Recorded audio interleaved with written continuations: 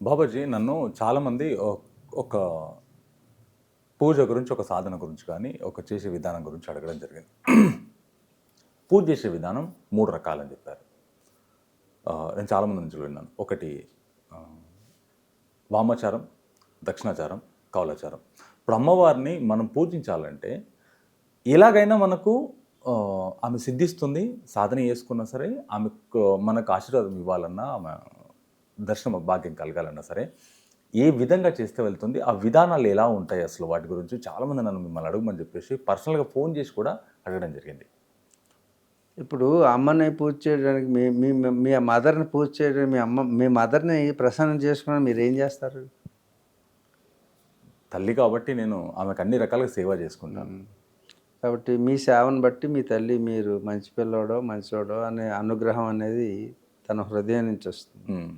అలాగే ఈ ఆచారాలు, కవళాచారము, లేకపోతే దక్షిణాచారం, వామాచారం అనేటటువంటివి ఏమిటంటే ఎడమ చేతితోటి ఇచ్చిందా, కుడి చేతితోటి ఇచ్చిందా, లేకపోతే ఎలా ఇచ్చింది, కళ్ళతోటి ఇచ్చిందా అన్నట్టుగా ఉంది. ఇవి యంత్రము, మంత్రము, తంత్రము అని చేసే పనులు అనమాట. ఎడమ చేతితో చేసావా, కుడి చేతితో చేసావా, ఆ చేతితోటి ఈ చేతితోటి అని. వామం అంటే ఎడం చెయ్యి, దక్షిణాచారం అంటే కుడి చెయ్యి. అంటే దొడ్డు గుమ్మము, వీధి గుమ్మం, రాజగుమ్మము. ఈ సింహద్వారం నుంచి వచ్చేటటువంటి వాడు లోపలికి వస్తాడు, వెనక నుంచి వచ్చేవాడు లోపలికి వస్తాడు.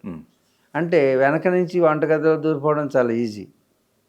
తినడానికి ముందు నుంచి వస్తే అన్ని గదులు దాటుకుని అందరినీ దాటుకుని రావాలి. అవును. వంటగది దగ్గరికి రావాలంటే వంటగదిలోకి డైరెక్ట్గా వెళ్ళిపోవడం వామాచారం.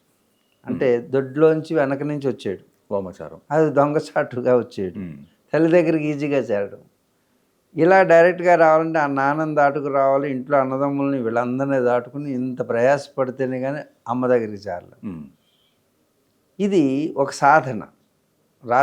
రాచగుమ్మం నుంచి రావడం, సింహద్వారం నుంచి రావడం. కానీ అది దొడ్డిదారిలో రావడం, వెనక నుంచి రావడం వామాచారం అనేటటువంటి అది షార్ట్కట్లో అయ్యేటటువంటి పని. దాన్ని తంత్రం అంటారు. ఆగమాలు, నిగమాలు అనేటువంటి 2 రకాలు.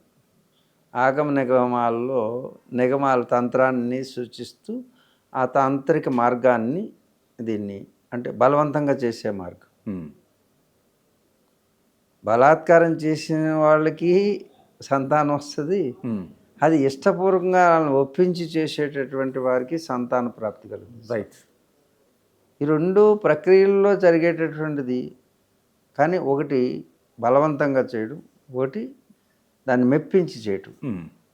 అలాగే అమ్మని మెప్పించి ఒప్పించి తీసుకున్న ఒకటి, బాధ పెట్టి త్వరగా అంటే బలవంతం చేసి తీసుకున్న ఒకటి. ఎవరినైనా ఏ శక్తినైనా బలవంతంగా పొందామంటే తద్వారా నీకు మంచి కన్నా చెడు జరిగే అవకాశం ఉంటుంది. కాబట్టి వామాచారం అనేటటువంటిది అది కేవలం తంత్రానికి ఉపయోగిస్తూ, పైగా తంత్రం అనేది మంచి పనులకు కూడా ఉపయోగించవచ్చు. కానీ ఆ షార్ట్కట్ మెథడ్ ఆలోచించేవాడికి చెడ్డ పనులు చేయాలని అనిపిస్తుంది. అందుకే చెడిపోతుంటారు. కాబట్టి పూజ ఏ విధంగా చేయాలంటే రాచమార్గంలో ఇంట్లో ప్రవేశిస్తావా, దొడ్డి దోవలో ప్రవేశిస్తావా, ఎలాగైనా ప్రవేశించడం ఒకటే అనుకున్నవాడు వాళ్ళ ఇష్టం.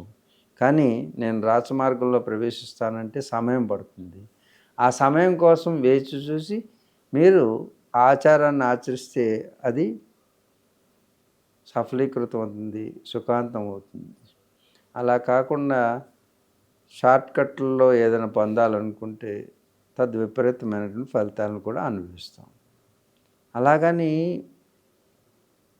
ఇప్పుడు బగళాముఖి కానీ, తారా కానీ, ఇప్పుడు మన చిన్నమస్తా కానీ, లేకపోతే మన పవన్ కళ్యాణ్ వాహనం ఉన్నది కదా, ఎవరు మన వారాహిదేవి వీళ్ళందరూ కూడా వాళ్ళని పూజించకూడదని ఈ మధ్యన ఏదో కొత్తగా వాదన తెచ్చారని నాకు చెప్పారు.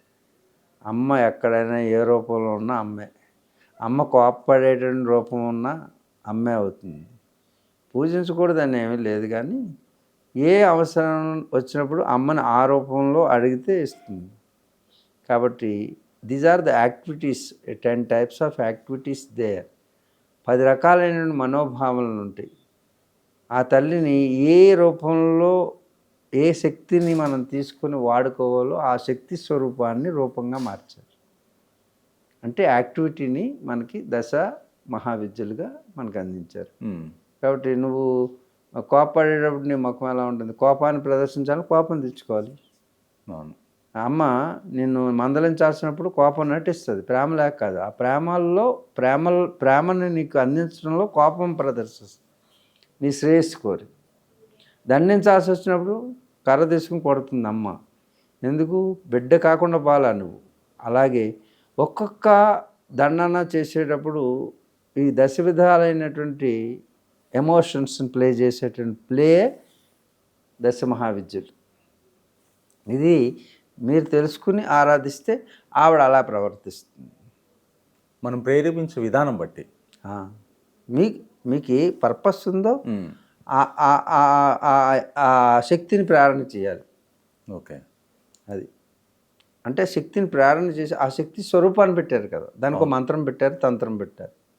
బగలాముఖి అనుకోండి, బగలాముఖి ఏ డ్రెస్ వేసుకోవాలి, అదే ఏ కలర్ ఇష్టం, అలాగే ఏ మంత్ర అధిష్టాన దేవత ఎవరు, ఆ దేవతకు సంబంధించినటువంటి కొలవాలంటే ఆ మంత్రాన్ని తీసుకోవాలి.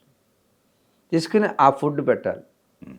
అంటే ఆ భోగం, ఆ ప్రసాదాన్ని నివేదన చేయాలి, నైవేద్యాన్ని చేయడం వల్ల అది అనుకుంటున్నారు. ఈ నైవేద్యం, ఈ తంత్రం ఎవరు చేస్తున్నారు? అమ్మవారికి పెడుతున్నారా, నువ్వు చేస్తున్నావా? అమ్మవారికి పెడుతున్నావు. అమ్మవారికి కాదు, నువ్వే తింటావు తర్వాత. ఆ అమ్మవారు అనేటువంటి యాక్టివిటీ నీలో లెగుస్తుంది అనమాట. ఓకే.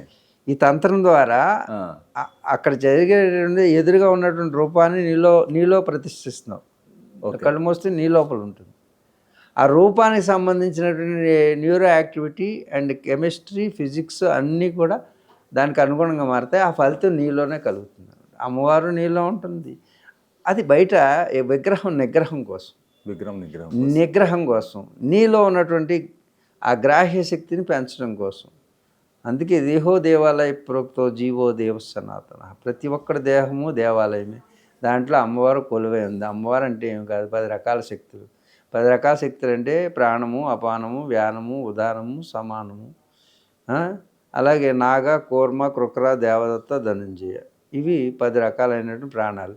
10 రకాలు 10 యాక్టివిటీస్ చేస్తాయి. 10 యాక్టివిటీస్ దశ మహావిద్యలు. అంతే. శరీరంలోనే మొత్తం అంతా కూడా శరీరంలో ఉంటుంది. సో ఈ బ్రహ్మాండం అంతా శరీరంలోనే ఉంటుంది. ఆ శరీరంలో ఉన్నటువంటి విషయాన్ని తెలియజేయడానికి బాహ్యంగా ఈ తంతుని పెట్టారు. పూజలు, రామాయణం, మహాభారత ఇతిహాసాలన్నీ వచ్చినాయి. శృతుల్లో ఉన్నటువంటి విషయాన్ని స్మృతుల్లోకి తీసి, స్మృతుల్లో నుంచి కూడా అర్థం కాకపోతే పురాణాలు, ఇతిహాసాలు, తర్వాత ఆగమాలు, నిగమాలు, ఆగమాలు, అలాగే షట్శాస్త్రాలు అంటే ఆగమ శాస్త్రాలు ఏవైతే ఉన్నాయో ఇవన్నీ, అలాగే దర్శనాలు ఇవి వచ్చినాయి. ఈ తర్వాత నాటక, కావ్య, అలంకారాలు వచ్చినాయి, మహాకావ్యాలు వచ్చినాయి. ఇవన్నీ కూడా నీకు సింప్లిఫై చేసుకుంటూ తీసుకొచ్చారనమాట. ఇది భారతీయ సనాతన సాంప్రదాయం.